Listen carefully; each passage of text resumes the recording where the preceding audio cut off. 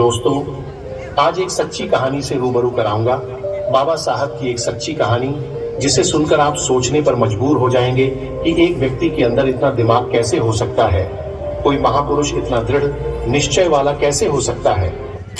Court के अंदर जितने भी वकील थे, सभी ने बाबा साहब को देखकर पहचान लिया कि यह वही है जो महार जाति का व्यक्ति है और ये आज काला कोट पहनकर हमारे कचहरी के अंदर आ गया है। और बाबा साहब अंदर जाकर अपना ठीहा ढूंढने लगे। सबके पास अपना अपना ठीहा होता है।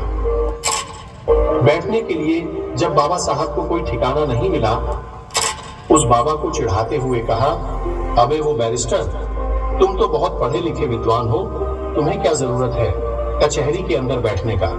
तुम कहीं बाहर भी अपना ठिहा लगाओगे तो तुम्हारी दुकान चल जाएगी।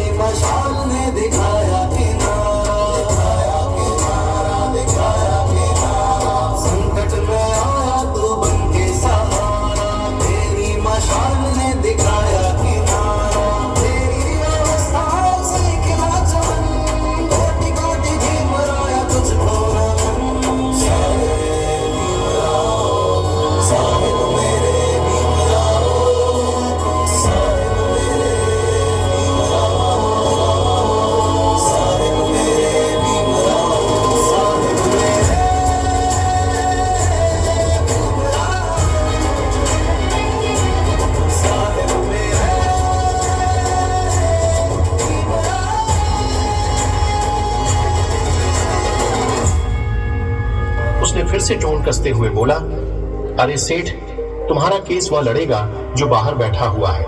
महार जाति का व्यक्ति, वह बहुत विद्वान, वह बहुत पढ़ लिख कर आया है। थी बस क्योंकि उसका इकलौता बेटा जिंदगी और मौत में अटका हुआ था। और जब सेठ ने उस वकील की बात सुना तो सेठ उसकी बात मानकर वह बाबा साहेब के पास पहुंच गया।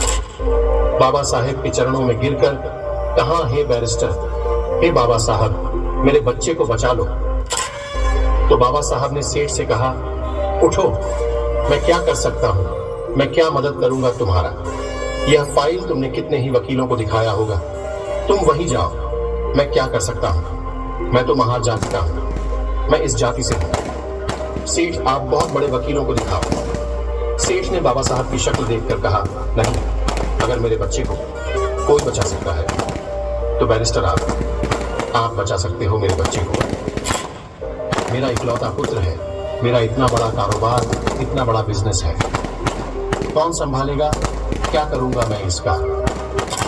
जब बाबा साहब ने सुना कि उसकी मां मर जाएगी तो बाबा साहब को वह बात याद आ गई। जब बाबा साहब छोटे थे, बाबा साहब की माता भीमाबाई ने एक बात कही थी कि भीमा, अगर कभी जरूरत पड़े किसी निर्दोष का ध्यान रखने के लिए, अगर किसी अच्छे काम के लिए झूठ भी बोलना पड़े तो संकोच मत करना, भीमा, संकोच मत करना। ये लो तुम्हारा बच्चा। इस तरह बाबा साहब ने उस निर्दोष की जान बचाई। ऐसे थे बाबा साहब भीमराव अंबेडकर और निचले जाति और महिलाओं, मजदूरों को अच्छा जीवन देने के लिए बहुत उत्साह है, बहुत सारे संघर्ष लड़े हैं। वह मरते दम तक लोगों के भलाई के ही बारे में सोचते रहे। जय भीम, नमो बुद्धाय।